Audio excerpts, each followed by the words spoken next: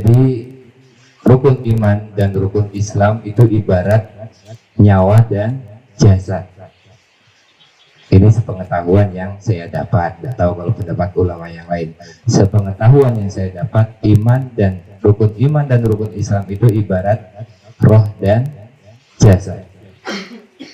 Sekarang yang perlu kita pahami bersama, yang pertama tentang rohnya dulu. Rohnya rukun Islam itu terletak di rukun iman. Yang pertama rukun iman mungkin bisa diingat kembali ya. Iman kepada Allah, kepada malaikat Allah, iman kepada kitab-kitab Allah, iman kepada utusan Allah, iman kepada hari kiamat, dan iman kepada takdir baik dan takdir buruknya Allah, atau qada dan qadar yang kita sebut.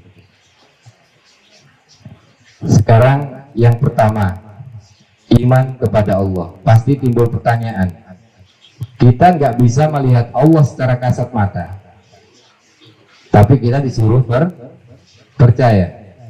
Kalau kamu ditanya, kamu percaya Allah itu ada, mana buktinya? Ya kita gampang menjelaskan bukti itu, gampang sekali. Adanya alam semesta ini adalah bukti adanya Allah, titik. Tidak ada lagi definisi yang lain bahwa Allah itu begini, Allah begini, enggak. Kita mempercayai Allah itu ada melalui ciptaannya. Bahkan sampai sekecil tengu, sekecil bakteri pun itu ciptaan Allah. Sampai segede dinosaurus. Kalau ada dinosaurus, saya juga nggak tahu dinosaurus itu ada apa enggak. Itu makna dari iman kepada Allah. Jadi satu jawaban, apa bukti iman kepada Allah? Apa bukti adanya Allah? Yaitu adanya alam semesta ini beserta isinya. Alam semesta ya langit ya bumi. Kita langit juga kan tidak tahu di mana tempatnya. Kemudian yang kedua, iman kepada malaikat-malaikat Allah. Ada 10 malaikat yang wajib kita ketahui. 10 aja, nggak banyak-banyak. Yang pertama malaikat Jibril. Malaikat Jibril tugasnya menyampaikan wahyu. Itu di zaman Nabi. Wahyu pertama yang disampaikan Jibril apa? Iqra, baca. Timbul pertanyaan, Cak, sekarang Nabi tidak ada. Nabi sudah kabundut. Apa tugas Jibril? Apa nganggur? Ayo, ada yang bisa menjawab ini? Malaikat Jibril setelah Nabi kabundut, apakah malaikat Jibril nganggur? Malaikat Jibril tidak akan nganggur. Menyampaikan wahyu itu maknanya luas. Kalau di zaman Nabi, malaikat Jibril langsung memberitahu Nabi. Kalau di zaman kita sekarang, kita ini kan umat di bawah, paling bawah sendiri. Jangankan sama Nabi, level sahabat aja kita masih di bawah. Ya, sama kiai kita masih ke bawah, jauh banget kalau derajat keilmuan kita dengan mereka. Jadi di situ tugas malaikat Jibril menyampaikan wahyu. Kalau untuk kita gimana cara malaikat Jibril menyampaikan wahyu? Contoh, Mas Habib jatuh cinta sama Mbak Happy Asmara, kenal ya? Ya kenal. Ya Mas Habib disenangi Mbak Happy. Wah, misalnya gitu. Terus Mas Habib ini bingung. Ada 2 pilihan, sedangkan Mas Habib senang yang ini. Mas Habib ini minta petunjuk melalui istikharah namanya. Meletak petunjuk melalui istikharah. Biasa dilakukan pada malam hari sepertiga malam, seperti sholat tahajud, kemudian berzikir minta petunjuk Allah. Disitulah peran malaikat Jibril kepada kita. Yang nggak langsung, kalau langsung pasti kita takut. Istilahnya dari pola berpikir kita, dari kerentak hati kita. Pasti ada petunjuk melalui perantara. Kalau zaman Nabi itu langsung, ya Muhammad Iqra. Kalau zaman kita nggak seperti itu. Itu definisi yang saya ketahui. Jadi malaikat Jibril itu tidak nganggur, ya. Termasuk juga apa namanya niatan-niatan baik, hidayah Allah itu turun langsung dari melalui perantara malaikat Jibril. Wallahu a'lam, mudah-mudahan seperti itu adanya. Kemudian setelah malaikat Jibril adalah malaikat Mikail. Tugasnya menyampaikan rezeki. Rizki itu apa aja? Banyak semua, termasuk napas yang kalian hirup adalah rizki. Sampai nyangka nggak dari rumah tadi bakalan dikasih seperti ini? Nggak nyangka kan? Sampai nyangka nggak bisa duduk santai sambil ngopi sambil rokokan. Kita tidak bisa mensengajakan itu tanpa perantara malaikat Mikail yang menyampaikan rizki kepada kita, termasuk kesehatan, ya, semuanya. Jadi apabila suatu saat, suatu hari kamu harap-harap, ya Allah kapan aku punya uang banyak ya, pengen beli motor baru, Nmax misalnya, ngiler lihat Nmax apa lihat Fiction ngiler, belum keturutan, kau maksud ngeresul, kalau Allah belum menghendaki itu diberikan kepada kamu sampai kapanpun tidak akan pernah terjadi. Jadi yakinlah bahwa rizkimu tidak akan tertukar dengan rizki orang lain. Kita sudah punya jatah sendiri-sendiri. Dan malaikat Mikail lebih canggih dari Google Map. Dia tidak akan bisa salah sasaran. Kemudian setelah malaikat Mikail, malaikat yang agak ditakuti yaitu malaikat Munkar dan Nakir. Ya, Raqib Atid dulu ada Munkar Nakir. Malaikat Raqib dan Atid. Kalau zaman saya kecil dulu, malaikat Raqib di sebelah kanan, malaikat Atid di sebelah kiri. Itu kiasan. Ya bukan berarti dewiki mikul malaikat yang Raqib di sini Atid ya enggak. Maksudnya malaikat Raqib dan Atid mencatat amal baik dan amal buruk manusia. Sekecil apapun pahala yang kalian kerjakan, amal baik yang kalian kerjakan tidak akan pernah lepas dari catatan malaikat Raqib. Sebaliknya, sekecil apapun dosa yang kamu perbuat tidak akan pernah terlepas dari peran malaikat Atid. Nanti rekamannya nanti yaumul hisab. Tahu yaumul hisab ya? Hari persidangan di akhirat nanti kalau sudah kiamat. Di situ menjadi barang bukti. Kamu ngeyel kayak apa, malaikat juga punya barang bukti. Makanya kamu berbuat baik jangan nunggu dilihat orang, bahkan tidak dilihat orang itu yang lebih bagus daripada dilihat orang. Ada kalanya kita berbuat baik harus dilihat orang dengan niat mencontohkan, bukan niat minta puji. Itu tadi peran dari malaikat Raqib dan Atid, mencatat amal baik dan amal buruk manusia.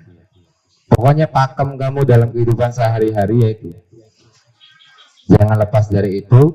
Walaupun tidak ada yang tahu kamu mencuri, Allah Maha tahu melalui malaikatnya. Bukan berarti Allah tidak mau lihat kamu, udah. Kok lewat malaikat berarti Allah tidak lihat saya? Oh, Allah Maha segalanya. Terlalu kecil kita makhluk sampai Allah langsung turun tangan. Cukup malaikat-malaikatnya saja yang diturunkan.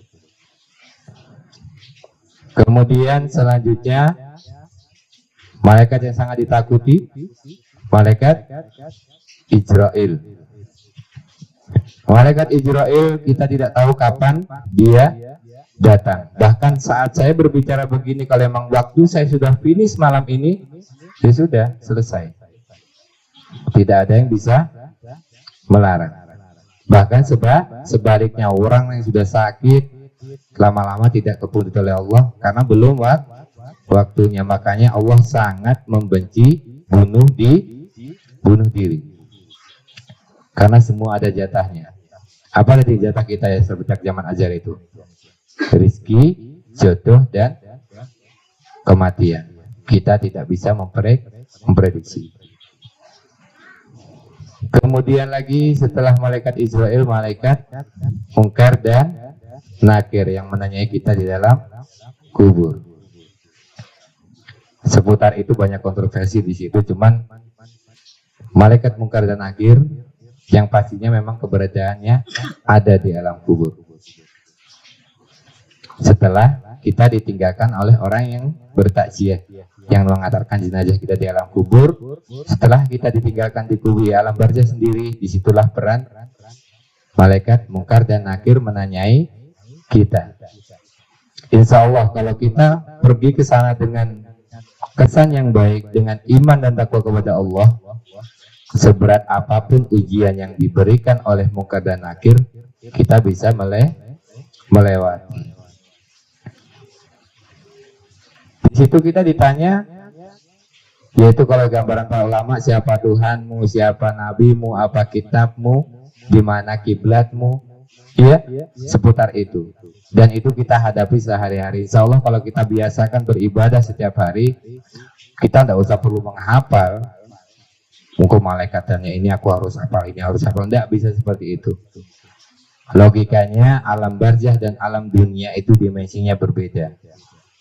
Tidak sama dengan kamu di sini mau ujian belajar dulu. Tapi kalau di akhirat, kalau di alam barzah, di alam kubur, kamu tidak bisa seperti itu. Bagaimana cara belajarnya? Ya laksanakan perintah Allah sehari-hari.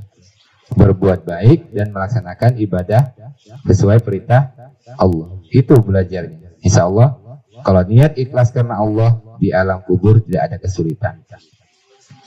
Timbul pertanyaan, kemudian sehabis ditanya kita ngapain di situ?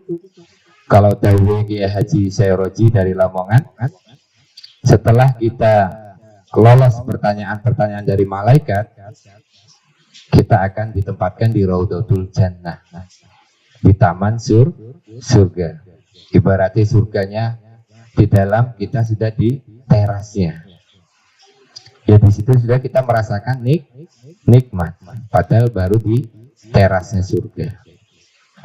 Kemudian yang tidak lolos seleksi, yang tidak lolos ujian dari Munkar dan Nakir, gimana nasibnya?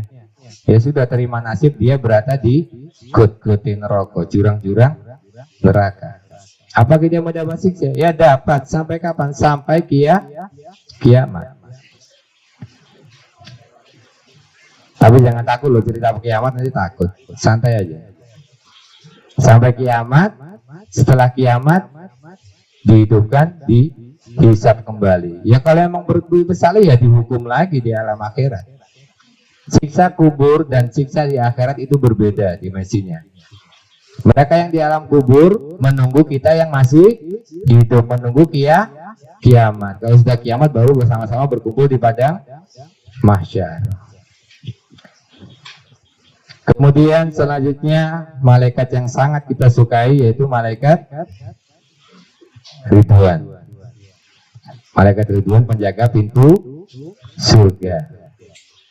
Kalau itu tidak perlu dijelaskan ya, karena saya tidak pernah tahu lihat surga gimana rupanya surga.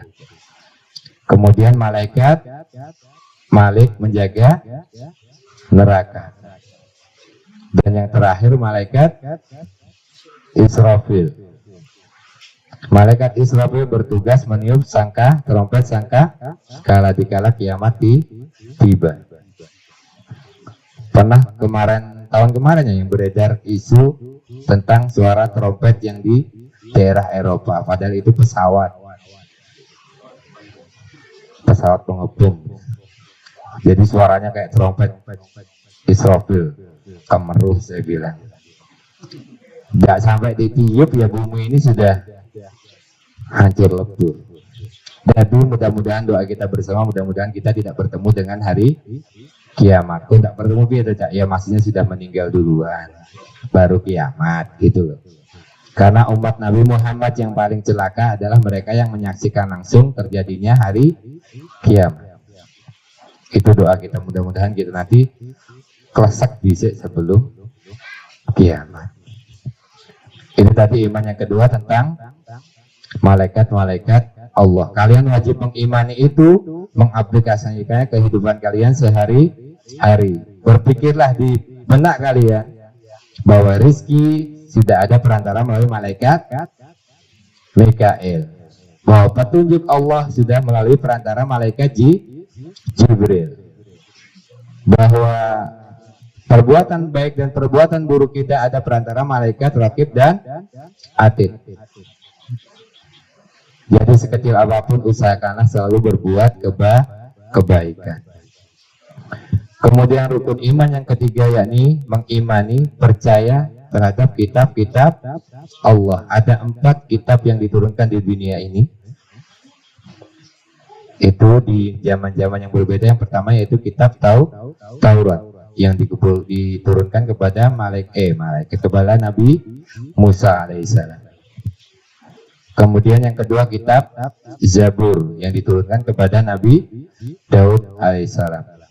Kemudian kitab Injil yang diturunkan kepada Nabi Isa alaihissalam.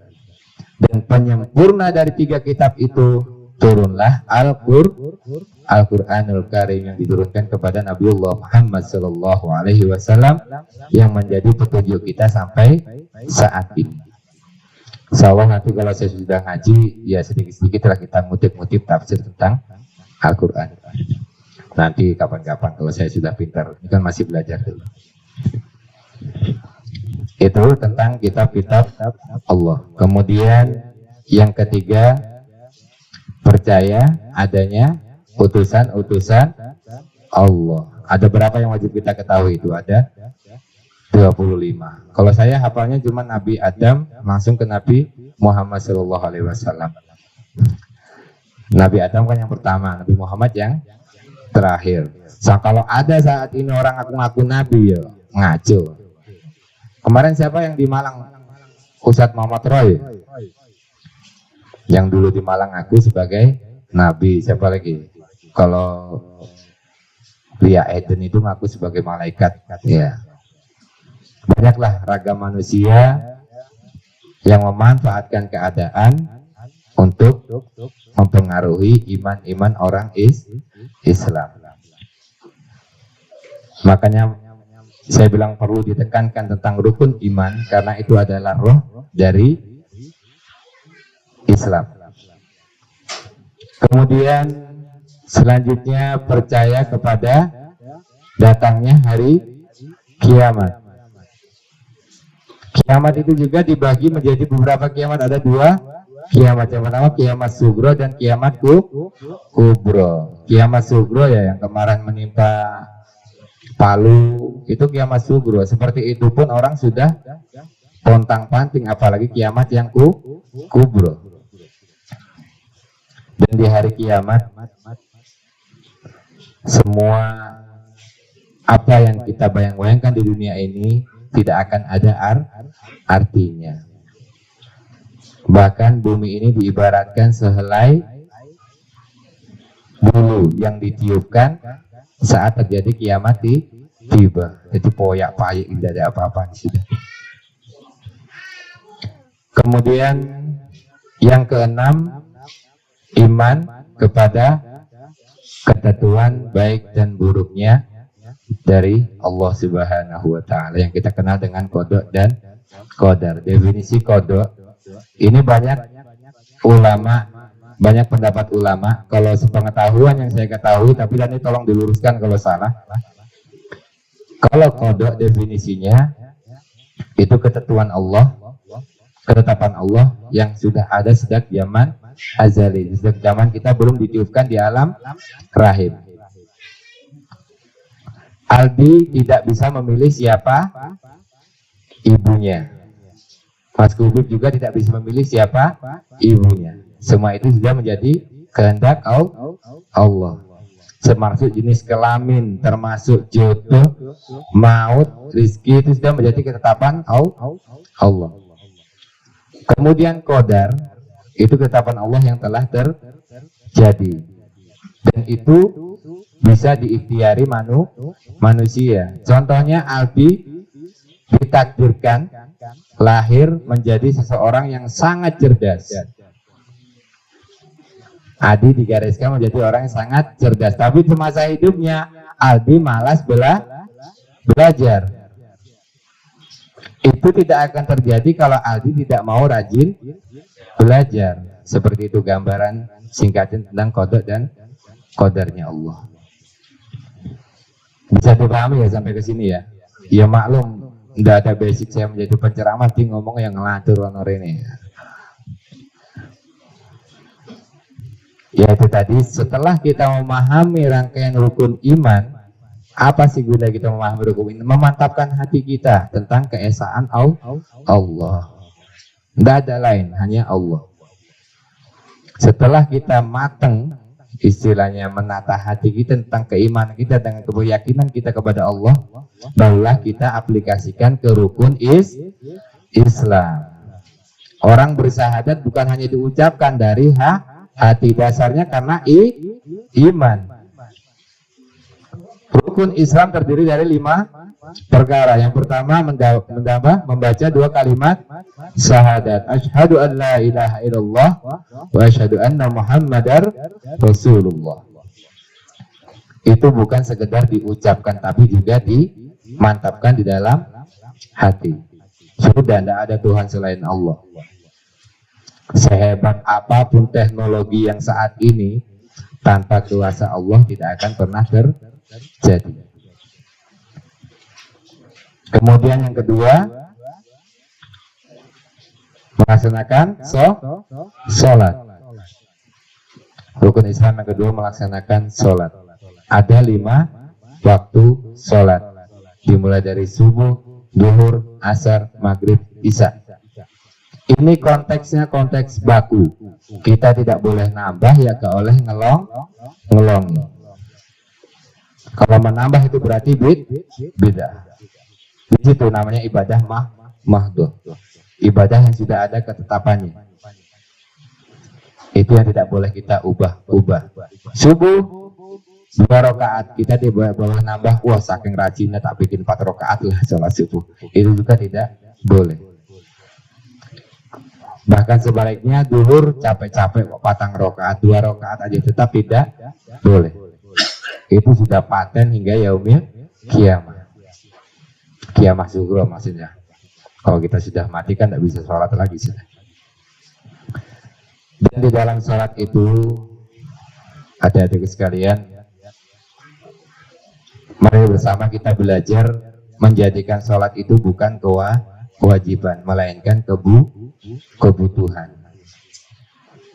Kalau kita melaksanakan sholat hanya karena kewajiban, berarti kita sekedar melaksanakan sholat, tidak bisa memahami makna yang terkandung di dalam sholat. Tapi kalau kita niatkan sholat kita itu karena kebutuhan kita, insya Allah hasilnya akan berbeda. Karena Allah kita sembah atau tidak kita sembah, Allah tetap maha agung. Tidak ada yang menyalahi Allah. Mau gimana pun rupa kita di dunia ini tidak akan pernah terpengaruhi kepada Allah.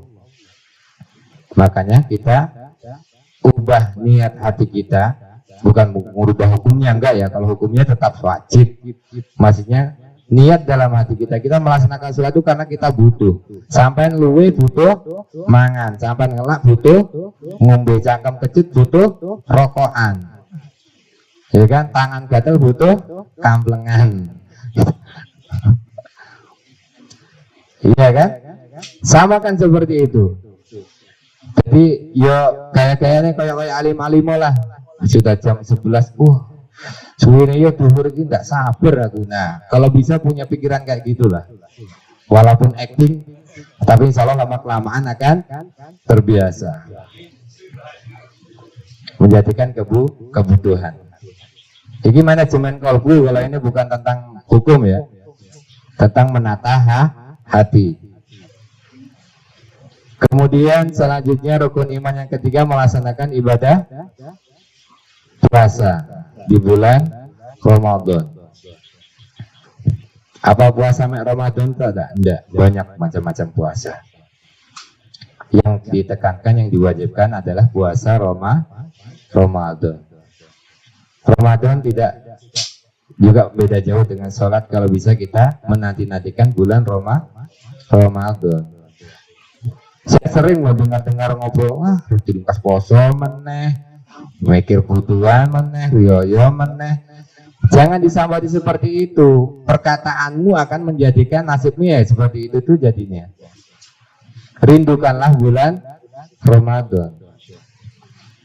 Karena kalau kita tahu isi di dalam bulan Ramadan itu, kata Nabi, kalau kalian tahu isi yang ada di dalam bulan Ramadan itu, niscaya kamu akan selalu minta Ramadan itu bulan itu isinya Ramadan semua. Tidak ada bulan Muharram, tidak ada Safar, tidak ada Rabiul Awal. Kita mintanya Ramadan semua. Kalau kita tak tahu, tapi puasa Ramadan ibadah yang sirriyah, ibadah rahasia.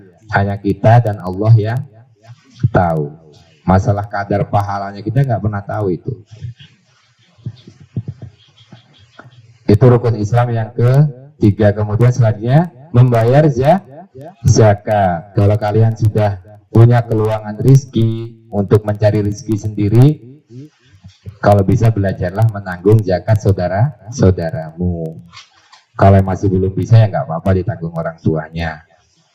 Kapan zakat itu dibayarkan? Kalau zakat fitrah itu di bulan sejak tanggal 1 Ramadan sampai sebelum khatib naik ke mimbar di tanggal 1 Syawal. Itu batas membayarkan zakat fitrah. Tapi kalau zakat mal, zakat harta, tergantung kalian mengaplikasikannya. Kalau kalian dalam 1 bulan punya gaji 2 juta, sisihkan 2,5% untuk membayar zakat.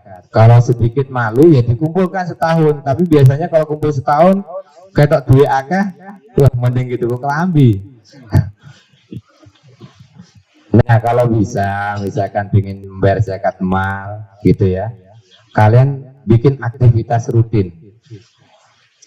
Cari sekelilingmu ada anak yang kurang kah, atau anak yatim, atau kekurangan atau gimana. Anak yatim yang paling penting itu sebenarnya.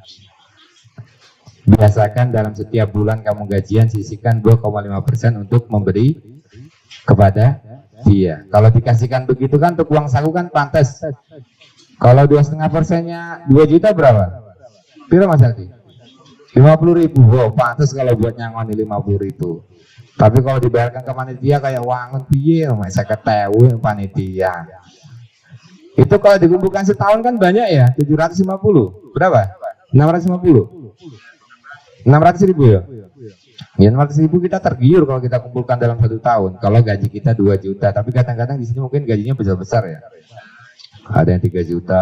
Mas Hati itu dengar-dengar 6 juta lebih. Iya, 6 juta lebih sedikit lagi gitu. Biasakan seperti itu karena sedekah itu efeknya bukan, kita kan selama ini memahami kita bersedekah 1.000 insya Allah akan diganti 10 kali lipat oleh Allah. Jangan kayak gitu. Itu namanya ya kikir lek ngarani orang modif. Mosok sedekah gitu perhitungan jaluk imbalan. Itu sama aja kemudahan. Jangan seperti itu, dibalik berpikirnya. Ya.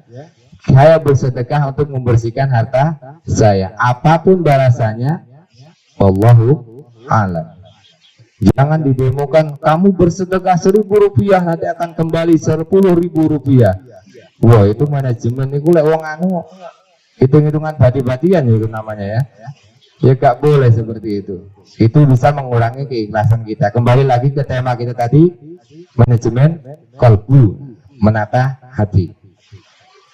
Jadi sedekah itu banyak hikmahnya. Di samping kita juga diberi limpah rezeki oleh Allah, hati kita itu bisa melunak. Hidayah itu mudah masuk. Alhamdulillah, jangan sampai kita ini menjadi orang yang benar berhati batu, tidak mau menerima kebaikan. Tapi alhamdulillah, insya Allah yang datang di sini semua hatinya sudah lembut. Buktinya dalam posisi seperti ini kita juga bisa mendatangi kegiatan ini. Muka-muka langgeng tumekani yaumil kiamah ya. Amin. Saya bangga dengan kegiatan-kegiatan seperti ini. Kaget dikabari Mas Ica. Saya pertama lihat di postingan di Facebook kalau nggak salah, melihat kegiatan gini saya kira ya sekedar perkumpulan begitu aja. Ujung-ujungnya ini menjadi kegiatan rutin. Alhamdulillah. Mudah-mudahan ini nanti skupnya menjadi besar. Kita kalau ingin berbuat kebaikan jangan menunggu kita diperintahkan untuk berbuat baik. Jangan menunggu, wah ini dah ono anggaran ini kok besok, dah anak begini. Jangan seperti itu. Kalau bisa, jadikan mereka butuh dengan kita, bukan kita yang butuh dengan mereka. Itu baru pakemnya pemuda. Ya. Oke, lanjut ke materi tadi yang terakhir, yaitu ibadah haji. Haji itu wajib bagi muslim 1 kali seumur hidup. Bagi yang mampu. Itulah toleransinya Allah bagi yang mampu. Kemampuan itu bukan diukur dari materi tok ya. Banyak orang kaya yang belum bisa melaksanakan ibadah haji karena eman-eman. Oh, mereka yai. Wah.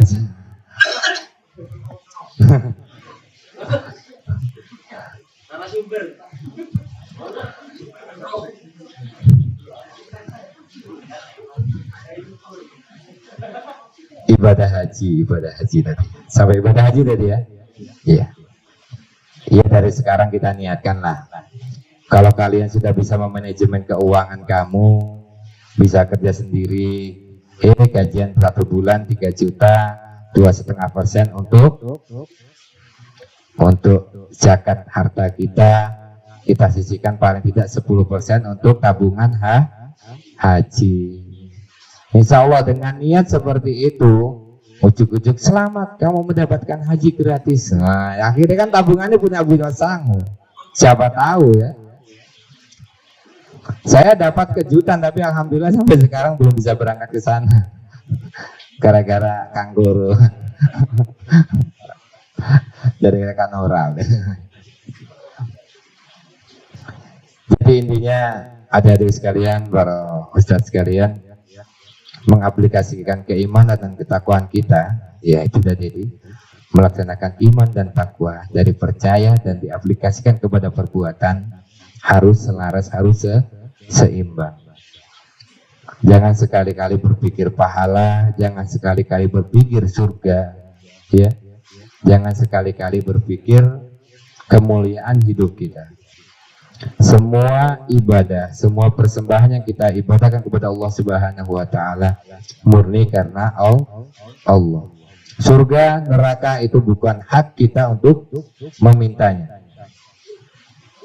Tapi insya Allah kita semua kan asalnya dari surga, insya Allah akan kembali ke surga. Dan satu lagi di luar tema mungkin ya. Ini ada cerita dari Syekh Abdul Qadir As-Segaf, Habib Syekh. Ada seorang guru, ini untuk pedoman hidup. Ada seorang guru memberikan pertanyaan kepada muridnya. Dicoretkan di papan tulis garis sepanjang 100 cm. Lalu sang guru menanyakan kepada muridnya dengan berbekalkan penghapus dan spidol, siapa yang bisa menjadikan garis ini menjadi pendek? Saya, Pak. Ambil penghapus, dihapus 20 cm menjadi tinggal 80. Saya, Pak. Dihapus lagi 20 cm tinggal 60. Dan datang murid yang ketiga, saya, Pak. Dia tidak mengambil penghapus, tapi dia mengambil spidol. Dia buat garis lebih panjang lagi dari 100 menjadi 120. Loh, tanya guru, kenapa kamu buat garis seperti itu? Kalau ingin menjadikan garis ini menjadi pendek, Pak, cukup kita bikin garis yang lebih panjang. Maksudnya apa? Kalau ingin menjadi orang baik, tidak perlu menjelek-jelekan orang lain. Kalau ingin menjadi orang baik, tutupilah kejelekan orang lain. Dengan begitu kamu akan menjadi lebih baik dari orang tersebut. Aldi sama Sopo, CS-mu Sopo Aldi? Oh, Bung ya CS-mu ya. Sama Bung memperebutkan satu cewek. Nah, misalnya gitu ya. Memperebutkan satu cewek. Aldi gawanya menghasut aja fitnah si Bung. Bung ini. Bung itu jelek orangnya, powali tuangnya, jangan sama dia. Akhirnya cewek ini tadi suka sama kamu. Caramu itu bagus apa enggak? Pengen mendapatkan idea tapi kamu menjelek-jelekkan orang lain. Bagus apa enggak? Sebaiknya seperti apa, Aldi? Sebaiknya kalau kita ingin menjadi orang baik, persembahkanlah yang terbaik. Tidak peduli orang berkata apa, tidak peduli mereka seperti apa. Kalau ingin berbuat baik, berbuatlah kebaikan. Dan ingat, merembet akhirnya kan, ingat, dosa yang paling panjang urutannya. Kalau amal, ada amal jariah ya, seperti misalnya ada yang nyumbang keramik, selama keramik ini masih dipakai, insya Allah pahalanya terus mengalir. Tapi dosa juga punya, ada dosa jariah namanya. Contohnya gimana? Rasan-rasan Mas Eko misalnya, Kupit ngerasani Mas Eko, Eko itu bitok kawin medok tok kerjane. Habib ngomong ngono, nanti Habib cerita sama si Girin cerita sama Mas Subur. Mas Subur itu selama cerita itu masih berlangsung, selama itulah dosa itu mengalir kepada kamu. Bahayanya dosa rasan-rasan itu seperti itu. Yang maksud saya dosa jariah itu adalah dosa rasan. Sama juga kita menjelekkan orang lain. Makanya Nabi Muhammad ada diceritakan sebuah kisah, ada seorang sahabat di kaum di zaman Nabi Muhammad itu mengaku dia berbuat zina, tapi Nabi Muhammad memalingkan wajahnya. Apa makna dibalik itu kok Nabi Muhammad diwaduli wong? Padahal orang itu jujur. Ya Nabi, saya melakukan maksiat, tapi Nabi malah memalingkan wajahnya. Ada apa Nabi memalingkan wajahnya? Saking beliau tidak ingin mendengar kejelekan orang lain. Jadi mulai sekarang belajar menata hati. Sejelek apapun teman kita, ojo diomong, kalau bisa ditutupi. Jangan sampai telinga kita yang dengar gosip-gosip yang begini. Itu bahaya. Ya, dosa itu bisa berkepanjangan, bahaya. Nungsak kampung rasa-rasan, ya ini kayak ini ya mbak ya. Tapi aja cerita-cerita lagi rahasianya dewe loh. Dia cerita sama tetangga, cerita lama-lama sekampung tahu. Ya sekampung itulah kamu tanggung dosanya. Naudzubillah, cuma naudzubillah. Jangan sampai berniat mulai malam hari ini kita berniat menutupi kesalahan teman kita sendiri, saudara-saudara kita sendiri, kita tutupi dengan kebaikan. Mas Kupir dua tuli Aldi, aneh kok kayak ini toh. Kalau bisa Mas Kupir mendinginkan, mendamaikan suasana, jangan malah dikompori. Ya, mungkin itu aja mungkin yang perlu saya sampaikan hari ini. Kurang lebihnya 15 menit ya. Yang nggak banyak materinya sih memang, bukan penceramah. Kalau saya penceramah tadi banyak materinya. Jadi adik-adik sekalian, hikmah dari semua ini, hidup kita tidak pernah lama di dunia. Paling pol mentok ya 80, 90. Umurmu berarti 23. Kalau misalkan kamu dijatakan finish di usia 60, berarti tinggal berapa? Tinggal 37 tahun. Tinggal 37 tahun. 37 tahun itu udah lama loh. Setahun aja, baru kemarin 2020 udah mau habis. Iya kan? Jadi wong-wong ulang tahun selamat, ulang tahun yo. Umurnya kelong kok malah seneng. Umur itu berkurang, nggak bertambah. Kalau kelihatannya bertambah ya dari 29 ke 30. Padahal yo kelong jatah sidak malih 50 so gitu. Jadi intinya manfaatkan kesempatan kalian di dalam hidup ini, jangan menyia-nyiakan waktu. Kalau ada majelis-majelis kebaikan seperti ini, dukung, hadiri. Karena hidayah Allah tidak datang dengan sendirinya, dengan cara kita mendekati kebaikan. Disitulah hidayah akan turun. Mungkin itu materi yang saya sampaikan, mudah-mudahan bermanfaat untuk kita semua. Dan saya mohon maaf apabila penyampaian saya terlalu kecengan ngarani ya, terlalu enteng tentang rukun iman, rukun Islam, gak boy 11. Tapi insya Allah itu bekal hidup kita sampai yaumil kiamah. Amin. Mudah-mudahan bermanfaat bagi semua. Saya mohon maaf apabila ada salah-salah kata, dan para ustadz mungkin bisa meluruskan nanti apabila perkata-perkataannya saya sampaikan tadi terdapat kesalahan. Saya siap menerima kritikan karena kita sama-sama belajar. Moga-moga ada manfaatnya. Akhirul kalam, wassalamualaikum warahmatullahi wabarakatuh.